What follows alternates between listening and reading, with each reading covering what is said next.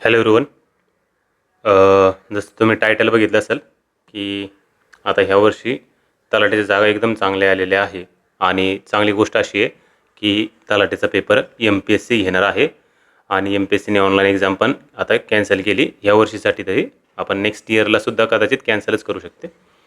आता ऑफलाईन घेणार MPSC exam. आता प्रिलिम्स ऑफलाईन घेणार आहे ते एक चांगलं झालं आहे. आता आपली गट क पूर्व कधी आहे? 25 ऑक्टोबर 2026ला आहे. मग आता तलाठी कसं बनायचं त्याच्यासाठी काय करावं लागेल आपल्याला की काहीतरी नियोजन करावं लागेल. खास करून आपल्या हातात काय आता 78 दिवस आहे, पण आपण गृहीत धरू 75 दिवस आहे. तुम्ही 1-2 दिवसानंतर जर एखादं जर बघितलं असेल लेक्चर वगैरे, तर मग त्यांच्यासाठी 75 दिवस असेल. नॉर्मली आजच जर बघितलं तुमच्यासाठी 78 दिवस आहे, तुमच्यासाठी एक्स्ट्राचे दिवस असतील काही. आता मी काय करतो, माझं इंट्रोडक्शन मी ऑलरेडी करून दिलं आहे, पण तरी एकदा काय करतो की नवीन जे व्ह्यूअर्स आहेत त्यांच्यासाठी करून देतोय. मी जे आहे ना तर टेट एक्झाम पास झालो होतो, म्हणजे शिक्षक भरतीची एक्झाम पास झालो होतो आणि तलाठी पण झालो आहे बघा. तलाठीची ॲड आलेली आणि मी तलाठी झालो पण होतो. सेकंड रँक होती बघा माझ्या जिल्ह्यामध्ये माझी. त्यानंतर ST आणि ASO होतो मी 23मध्ये. PSIचा कट ऑफ 23मध्ये क्रॅक केला होता मी आणि क्लिअर झालं होतं. म्हणजे 0-0 मार्क पडले असते मला PSIच्या इंटरव्ह्यूला, तरीसुद्धा PSI झालो असतो मी. ग्राउंडला गेलो नाही ती वेगळी गोष्ट आहे. त्यानंतर ST डबल एकदा 24ला पण झालो होतो मी, नंतर ऑप्ट आउट करून टाकलं होतं. आणि राज्यसेवेचे मी 3 मेन्स दिले, एक इंटरव्ह्यू दिला आहे आणि 0.5ने लास्ट जी राज्यसेवा होती ना, तर त्याच्यामध्ये माझा 0.5ने काय झालं होतं की निकाल गेला होता. मग आता ते 0.5चं आता ते दुःख वेगळे आहे. त्यानंतर आता आपल्याला काय करायचं आहे की चांगलं नियोजन करावं लागेल बघा. गट क पूर्व जे आहे ना, तर ते आपण गट क म्हणजे काय करतात बरेच जण की कमी समजतात, पण प्रिलिम्स निघणं अवघड होऊन जातं. यावर्षीची चांगली गोष्ट कशी आहे की आता 5,500च्या वर जागा आहे, म्हणजे 5,500 म्हटलं तरी काही हरकत नाही काही त्याला. म्हणजे त्यांना आहे का की जसं की एकदा 8,000 जागा आल्या होत्या क्लर्कच्या आणि त्यावेळेस मला वाटतं 30-35च्या आसपास काहीतरी कट ऑफ लागला होता, मला एक्झॅक्ट लक्षात नाही. पण कट ऑफ खूप कमी लागला होता, खूप खाली आला होता. एवढा खाली कोणालाच वाटला नव्हता खाली लागेल म्हणून एवढा. ह्या वर्षीसुद्धा तेच सेम गोष्ट होणार आहे की कट ऑफ खूप खाली येणार आहे. त्यामुळे तुम्हाला लोड ना घेऊ. तुम्हाला मार्क आहे काय की तुम्हाला 25 मार्क पडले ना तरीसुद्धा तुमची प्रिलिम्स निघून जाणार आहे. पण आपल्याला 45पर्यंत थांबायचं आहे का? तर नाही. आपल्याला काय करायचं आहे, आपल्याला चांगले मार्क घ्यायचे. मी टायटलमध्ये 60 मार्क असे टाकणार आहे. व्हिडिओच्या टायटलमध्ये मिनिमम 60 मार्क कसे घ्यायचे 75 दिवसामध्ये. परंतु मी असं गृहीत धरेन की तुम्ही काय करायचं, तुमचं 75चं टार्गेट पाहिजे. मी 60 का भरलेले आहे, कारण की 60 काय आहे की 60 जर पडले ना तर तुम्ही 10-12 मार्कांनी मार्क किंवा त्याच्यापेक्षा जास्त सुद्धा 10 ते 15 मार्क तुम्हाला एक्स्ट्राचे मार्क पडतील प्रिलिमच्या कट ऑफपेक्षा. पण आपलं काय की आपलं असं टार्गेट ठेवू की मिनिमम 60 पडले पाहिजे. आणि तुमच्यातले काही मुलं 75चं टार्गेट ठेवू शकतात, काही प्रॉब्लेम नाही काही त्याला. मॅथ रिडिंग जर चांगला असेल ना तर ते टार्गेट खूप मस्त आहे ते. आता 75 दिवसामध्ये 75 मार्क कसे घ्यायचे, पण ते टार्गेट ठेवू शकता तुम्ही. आता गट क पूर्व 2025ला 2026ला 25 ऑक्टोबरला होणार आहे. आता हे 25 ऑक्टोबरला होणार याचा अर्थ काय की आपल्याकडे सध्या जर विचार जर केला तर 78च्या आसपास दिवस आहेत. आपण 75 दिवसाचं नियोजन बनवू त्यापैकी. आता 75 दिवसामध्ये काय करायचं आहे की जेणेकरून तुम्हाला तुमचा एकदम अभ्यास इफेक्टिव्हली वाटेल बघा. मग डेली करंट अफेअर्स करायचं. डेली करायचं करंट अफेअर्स. हां, त्याला काय करायचं की असा सेपरेट दिवस द्यायचे नाही की नाही सर मी 3-4 दिवसामध्ये सगळं टॉपिक वाचून घेतो, तसं नका करू. करंट अफेअर्स डेली करायचं आहे आणि याच्यामध्ये भर द्यायचं वन लाईनरला. कशाला? One liner.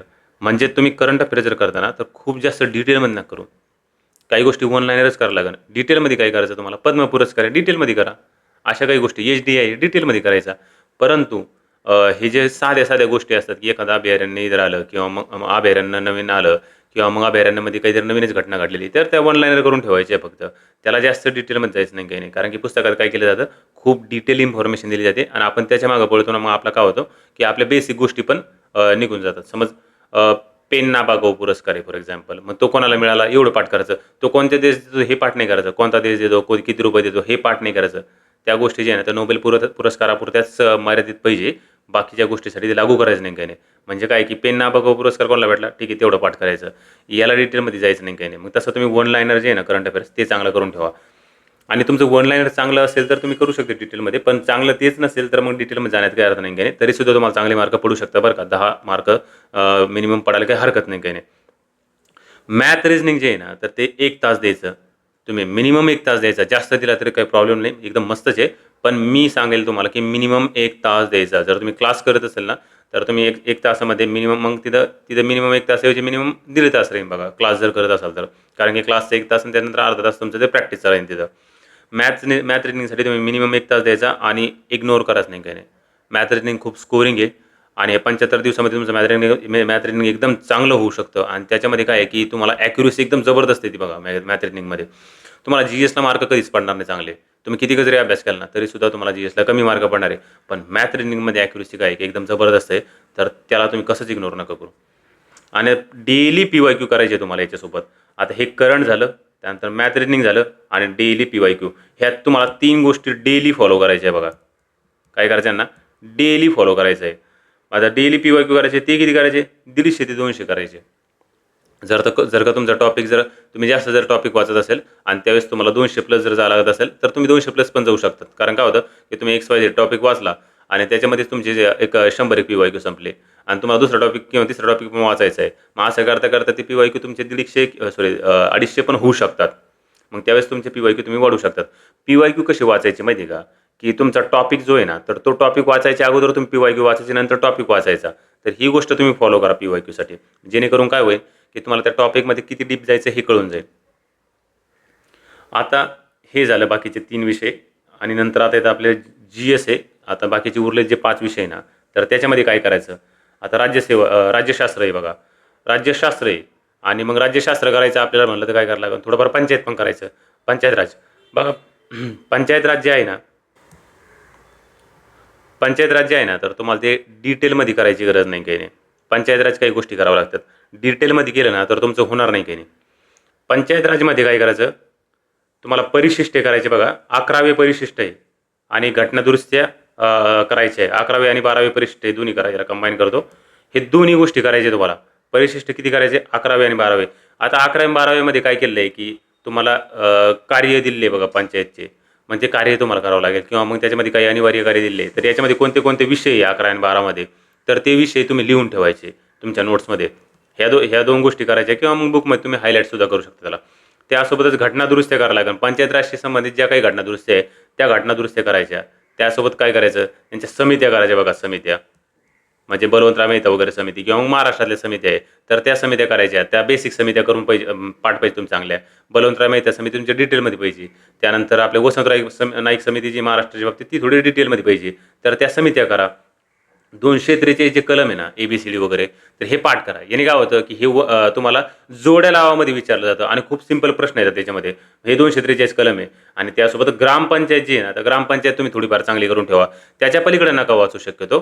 त्याच्या पलीकडे जरी क्वेश्चन आला ना, तर तो मग तुम्ही चुकला तरी काही प्रॉब्लेम नाही काही. पण तुम्ही एवढ्या गोष्टी ज्या आहे ना पंचायत राजमध्ये ह्या करून ठेवा. आणि याच्या पलीकडे जर काय वाचायचं जर म्हटलं ना तुम्हाला, तर ह्या गोष्टी तुमच्या पाठ पाहिजे, तेव्हा तुम्ही त्याच्या पलीकडे जाऊ शकतात.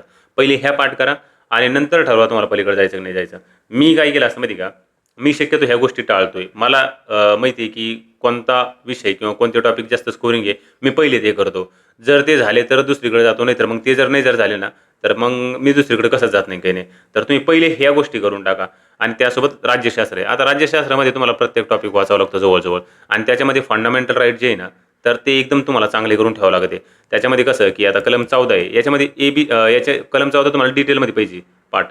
कलम 14 असो किंवा कलम 19 हे डिटेलमध्ये पाहिजे. कलम 21 आहे हे चांगलं पाहिजे. कलम 20 आहे, तर याच्यामध्ये पण काय 3 कलम आहे उपकलम, हे तुमच्या डिटेलमध्ये पाहिजे. तर 14, 19, 21 आणि 20 हे थोडेफार तुम्ही डिटेलमध्ये करा आणि बाकीचे कलम जे आहे ना, तर त्यांना डिटेलमध्ये नाही केलं तरी चालतंय, काही प्रॉब्लेम नाही. मग राज्यशास्त्र तुम्ही तसं करायचं आहे. आता यांना किती दिवस द्यायचे हे मी तुम्हाला ह्याच लेक्चरमध्ये पुढे सांगतो. पण सध्यापुरतं काय की याच्यामध्ये काय काय वाचायचं होतं ह्या गोष्टी तुम्हाला सांगतो मी फक्त बेसिकमध्ये. नंतर येतो भूगोल. आता भूगोलमध्ये तुम्हाला महाराष्ट्राचा भूगोल चांगला करावा लागेल. तुम्हाला महाराष्ट्राचा भूगोल काय की प्रत्येक गोष्टी करावं लागणार आहे. आणि मग म्हणजे कसं की फिजिकल जिओग्राफी आहे तुमचा किंवा मग ॲडमिनिस्ट्रेटिव्ह जिओग्राफी बघा महाराष्ट्राचा. ॲडमिनिस्ट्रेशन कसं चाललं जातं, किती विभाग आहे वगैरे. तर ह्या गोष्टी तुम्हाला करावं लागेल महाराष्ट्रामध्ये. महाराष्ट्रात जिओग्राफी तुम्हाला थोडा डिटेलमध्ये करावं लागेल. जवळ तुम्हाला तो सर्वच करावा लागणार आहे. नंतर येतो भारताची जिओग्राफी. आता भारतामध्ये तुम्हाला थोड्या गोष्टी कमी कराव्या लागतात बघा. मग त्याच्यामध्ये काय आहे की तुम्हाला फिजिकल जिओग्राफी जास्त चांगला करावं लागेल. फिजिकल जिओग्राफी करायचा, त्याच्या पलीकडे नका करू. म्हणजे नद्या, पर्वत प्रणाली वगैरे जे असेल ना, तर ह्या सगळ्या गोष्टी करायच्या तुम्ही, हिमालय वगैरे, तर ह्या फिजिकलमध्ये येत्या. फिजिकल जिओग्राफी चांगला करून ठेवायचा. त्यासोबत लोकसंख्या करायची आहे. फिजिकल जिओग्राफी, लोकसंख्या आणि आता ह्या ज्या गोष्टी ना, ह्या स्टॅटिक पोर्शन बघा इथं. म्हणजे काय अभयारण्य करायचे. कोणत्या राज्यामध्ये कोणतं अभयारण्य आहे किंवा नॅशनल पार्क आहे. अभयारण्यापेक्षा पहिली प्रायोरिटी नॅशनल पार्कला द्या. मग नॅशनल पार्क पाठ करायचे आपल्याला. नॅशनल पार्कमध्ये काय होतं की जोड्या लावामध्ये विचारलं जातं आणि हा सिंपल प्रश्न असतो नॅशनल पार्क करायचं. बायोस्फिअर रिझर्व्ह बघा आपल्याकडं काही कोणत्या राज्यामध्ये कोणते कोणते. तर हे नॅशनल पार्क तुम्ही पाठ जर केलं ना तर अभयारण्य आपोआप पाठवतात आणि बायोस्फिअर रिझर्व्ह पण पाठवतात ना.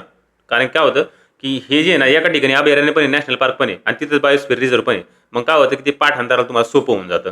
मग पहिले नॅशनल पार्क पाठ करा की बाकीच्या गोष्टी तुमच्या आपोआप फॉलो करतात तुम्हाला पाठांतरामध्ये. आणि बेसिक ॲग्रिकल्चर आहे. मग बेसिक ॲग्रिकल्चर म्हटलं तर कसं ऊसाचं उत्पादन कुठं होतं सगळ्यात जास्त. आता क्रम पाठ ना करू 1, 2, 3 असं नका पाठ करू. मग ऊसाचं उत्पन्न जास्त कुठं होतं, गव्हाचं उत्पन्न कुठं जास्त होतं आणि जे बेसिक तुम्ही जे काही पिकं ऐकलेले आहे नॉर्मल लाईफमध्ये, तर ते पिकं करायची. कापसाचं उत्पन्न कुठं होतं जास्त ते पीक करायचे. मग तुम्हाला गुजरात महाराष्ट्रामध्ये कन्फ्यूज करते ते. काय होतं की इथं कमी जास्त होत राहतं गुजरात महाराष्ट्रामध्ये कापसाच्या उत्पन्नाच्या बाबतीत किंवा ऊसाच्या उत्पन्नाच्या बाबतीत उत्तर प्रदेश महाराष्ट्रामध्ये कन्फ्युजन होत असतं. तर मग हे बेसिक ॲग्रिकल्चर जे आहे ना तर ते तुम्ही करून ठेवायचं. याच्यामध्ये मी हे नाही सांगितलं की तुम्ही सगळ्या पिकाच्या जाती पाठ करा. पिकाच्या जाती खूप कमी पाठ करायचे आहे, पण त्या सध्या पाठ नाही केलं तरी चालतंय. कदाचित तुमचे होणार पण नाही काही एवढ्या कमी दिवसामध्ये. मग याच्यामध्ये बेसिक कोणत्या गोष्टी मग उत्पन्न कुठं जास्त आहे ते पाठ करायचं. त्यासोबत कोणती माती कुठं आहे, माती विचारली जाऊ शकते की ते विचारू शकते रेड माती कोणत्या ठिकाणी येऊ शकते ते विचारते. पर्वतीय माती कुठे आहे, आता पर्वतीय माती थोडी सोपी आहे, तुम्हाला पाठांतराला एकदम इझी होऊन जाईल. तर त्या गोष्टी काय आहे की तुम्ही भारताच्या बाबतीत करायच्या. महाराष्ट्राच्या बाबतीत ह्या सगळ्या गोष्टी येतेनच तुम्हाला आणि त्याच्यासोबत आधीर काही गोष्टी पण येतात ज्या की डिटेलमध्ये करायच्या तुम्हाला महाराष्ट्रामध्ये. त्यानंतर अर्थशास्त्र आहे. अर्थशास्त्र तुम्हाला जवळजवळ सगळं करावं लागेल. राज्यसेवेमध्ये अर्थशास्त्र प्रिलिम्सला खूप कमी येतं आणि ते थोडं सोपं पण असतं बघा राज्यसेवेमध्ये आणि स्कोरिंग पण असतं. याच्या बाबतीत जर विचार केला कंबाईनमध्ये तर अर्थशास्त्र थोडं डिटेलमध्ये येतं आणि लोकसंख्या टॉपिक जो आहे ना तो इकडे पण येऊन जातो अर्थशास्त्रामध्ये. तर त्याचे PYQ जे आहे ना तुम्ही चांगले करून ठेवा. 2016 पर्यंत जायचं तुम्ही अर्थशास्त्रामध्ये 18 ते 16 याच्यामध्ये आणि ते PYQ चांगले करून ठेवायचे. तिथून पोर्शन आला तर तो चुकला नाही पाहिजे. आणि याच्या व्यतिरिक्त अर्थशास्त्र जे आहे ना ते करंट अफेअर्सला धरून खूप असतं. त्यामुळे करंट अफेअर्समध्ये पण तुम्ही अर्थशास्त्राला चांगलं बघायचं. HDI वगैरे जे आहे ना तर ते दोन्हीकडे पण विचारलं जाऊ शकतं. तुम्हाला अर्थशास्त्रामध्ये पण विचारलं जाईल आणि करंट अफेअर्समध्ये सुद्धा विचारलं जाऊ शकतं. त्यानंतर विज्ञान आहे. विज्ञान थोडं टॉपिक तुम्हाला डिटेलमध्ये करावा लागतो, परंतु त्याच्यामध्ये तुम्हाला काय करायला लागेल माहिती आहे सगळ्यात जास्त की प्रकाश हा टॉपिक आहे. हा थोडा चांगला करून टाका. फिजिक्समध्ये बायोलॉजी किंवा मग झुलॉजीचा अँगलने विचार जर केला तर किंगडम ॲनिमलिया किंवा मग किंगडम प्लांटी हे तुमचं चांगलं पाहिजे. किंगडम ॲनिमलिया किंगडम दोन्ही पण चांगले पाहिजे. किंगडम हे खूप डिटेलमध्ये आयोग काय करतं कदाचित विचारलं जाऊ शकतं की विचारतंय. मग आता किंगडम जे आहे ना तर ते चांगले करून ठेवा तुम्ही. हे विज्ञानमध्ये आणि अदर टॉपिक जे आहे ना तर ते सुद्धा येतात. परंतु प्रकाश आणि किंगडम जे टॉपिक आहे ना तुमचे तर हे क्लासिफिकेशन तुम्ही चांगलं करून ठेवा. याच्यावर प्रश्न जास्त विचारायचे चान्सेस असतात. नंतर येतो इतिहास आहे. आता इतिहास महाराष्ट्र आणि भारत दोन्ही पण आहे. तर याच्यामध्ये असं बायफर्केट नाही करू शकत की याला जास्त वेटेज विचारलं जाईल किंवा याला हा इतिहास जास्त विचारला जाईल तुम्हाला असं नाही सांगता येत. परंतु तुमचं एक 11वीचं हिस्ट्री जे आहे जुनं तर ते 11वीचं हिस्ट्री चांगलं पाहिजे तुमचं. 11वीची हिस्ट्रीमधून डायरेक्ट प्रश्न विचारलेले आपल्याला दिसतात आणि ते छोटे आहे तरी विचारले दिसतात. आणि गाठाळ सरांचं जे हिस्ट्री आहे ना तर ते 11वीची हिस्ट्री आणि गाठाळ सरांची हिस्ट्री जे आहे तर त्यांचे टॉपिक किंवा त्यांचा जो क्रम आहे तो एकदम सेम आहे जवळजवळ. त्यामुळे तुम्ही गाठाळ जर सरांचं जर वाचत असेल हिस्ट्री तर ते पण चांगलं आहे किंवा तुम्ही कोणतं पण हिस्ट्री जर वाचत असेल तर तेच वाचा तुम्ही. त्याच्यामध्ये चेंज नाही करायचं. परंतु त्यासोबत काय करा तुम्हाला 11वीचं जे इतिहास आहे तर त्याला तुम्ही गो थ्रू करा तुम्ही एकदा. म्हणजे काय की तुम्हाला कळून जाईल की 11वीच्या इतिहासमध्ये कोणते कोणते टॉपिक चांगले आहे.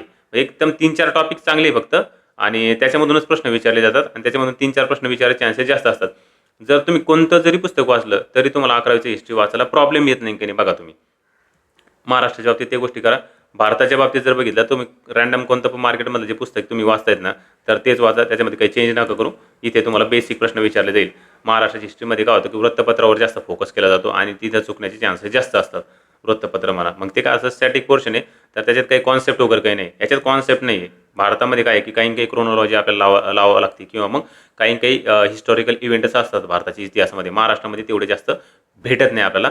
फॅक्च्युअल जास्त प्रश्न विचारले जातात तिथं. आणि आता याच्यानंतर काय करायचं हे झाले तुमचे टॉपिक.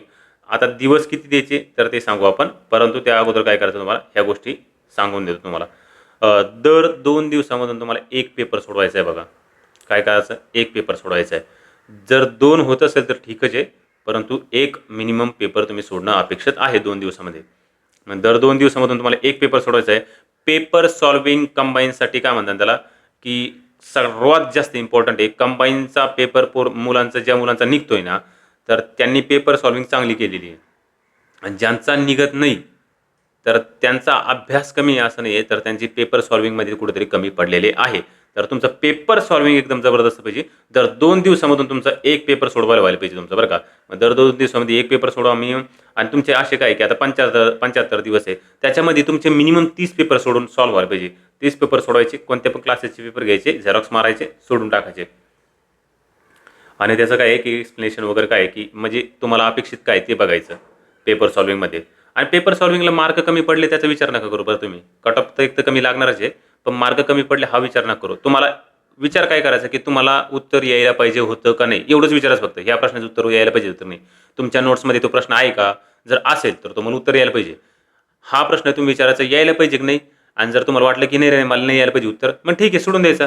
त्याला मार्क कमी पडले तो विचारच नाही करायचा. पेपरला मार्क जर तुम्ही जर म्हणले ना सर मला 35 मार्क पडले तरी चालतंय, पण तुम्हाला जर 40 मार्क जर पडायला पाहिजे होते तिथे आणि तिथे तुम्ही 35 घेत असेल तर मी म्हणून तुम्ही 40 पाडायला पाहिजे होते. मी हे नाही मानणार की नाही यार तुम्ही तरी सुद्धा 55-60च पाडायला पाहिजे. कधी कधी काय होतं की हे पेपरवाले जे असतात ना आपले क्लासेसवाले, हे खूप टफ पेपर काढतात आणि काहीही प्रश्न विचारतात. मग त्यासाठी तुम्हाला काय की मी म्हणतो की पेपरचे मार्क तुम्ही विचारात ना घेऊ, तर तो गॅप विचारात घ्या. म्हणजे 35 आणि 40 मध्ये गॅप कितीचा आहे, 5चा. मग मी म्हणून तुम्हाला ह्या 5चा गॅप भरून काढायचा आहे तुम्हाला. रादर दॅन तुम्हाला मार्क किती पडले पाहिजे ते मॅटरच नाही करत, तुम्हाला तो गॅप भरून काढायचा आहे. तर तुम्ही तो गॅपच्या विषयी तुम्ही लक्षात ठेवा. आता GS किती दिवसात करायचं आणि कसं करायचं. राज्यशास्त्र जे आहे ना,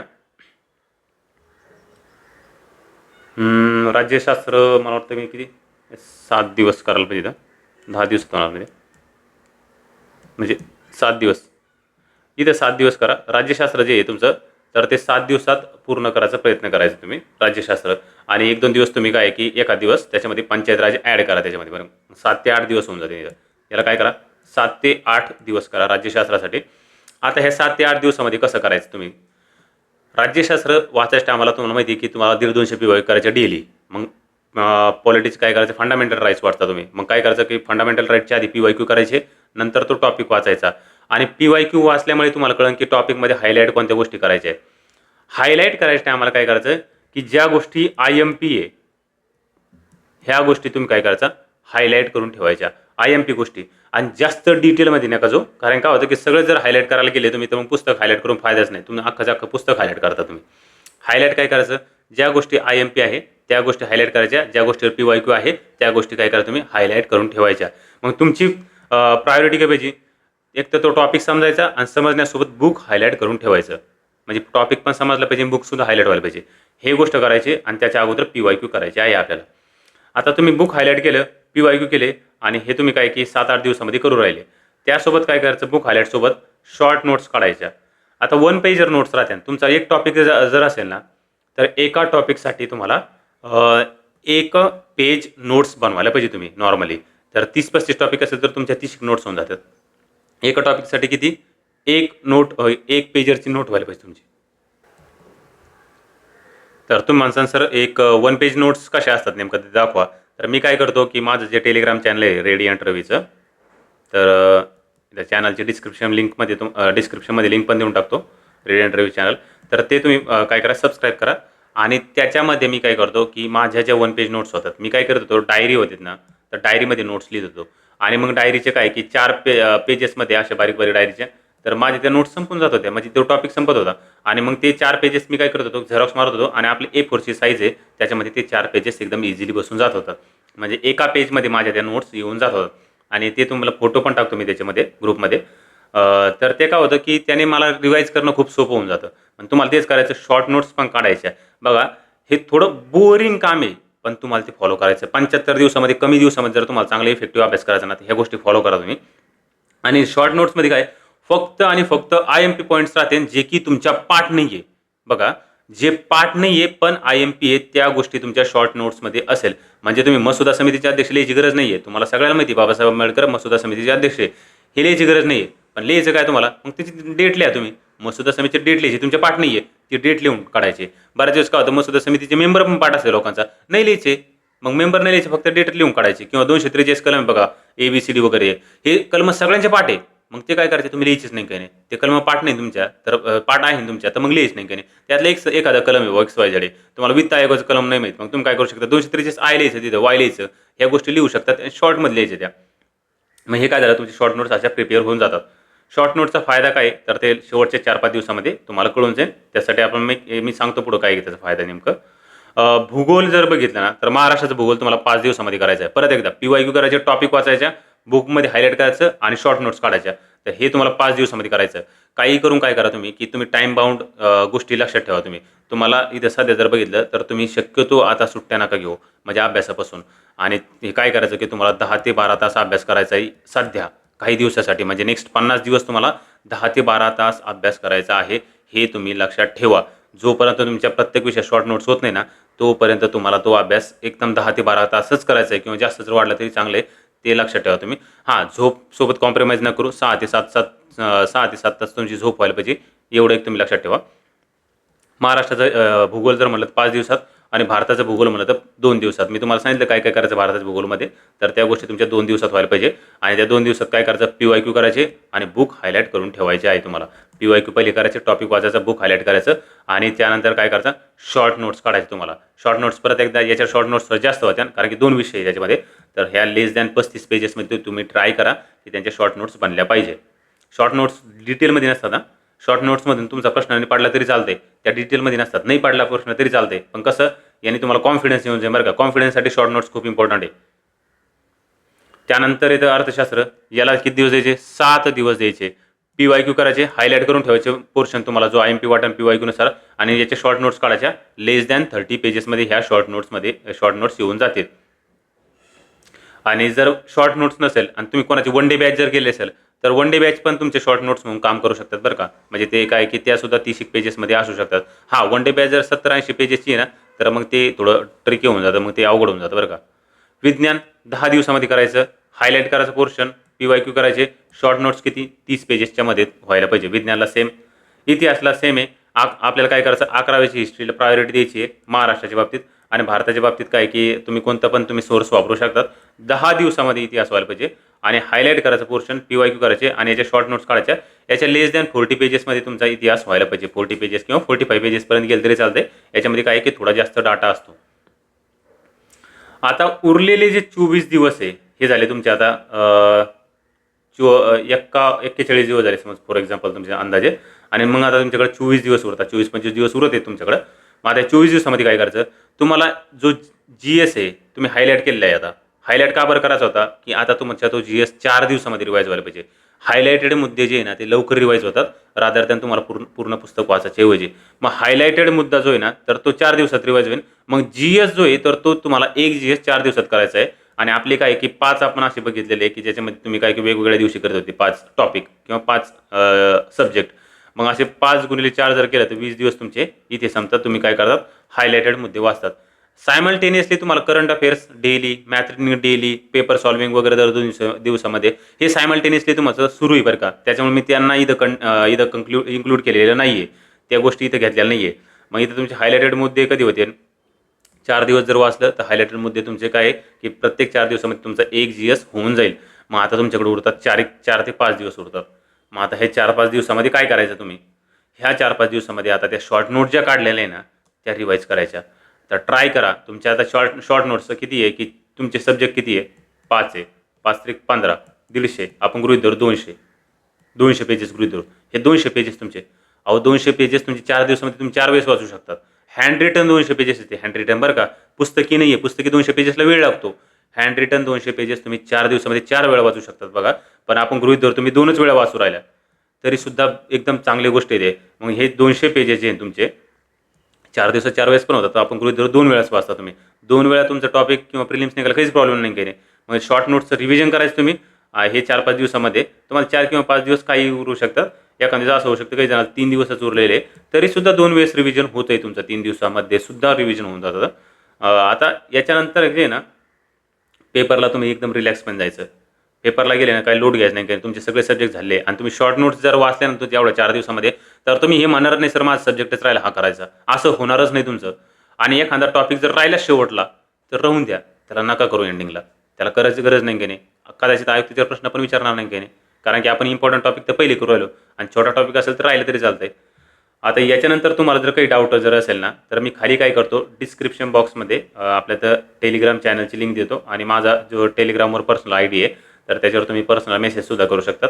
तर ते सुद्धा टाकतो आणि तुम्हाला काही प्रॉब्लेम जर आले तर तुम्ही विचारू शकतात. Thank you very much. आपण आता भेटू नेक्स्ट लेक्चरला.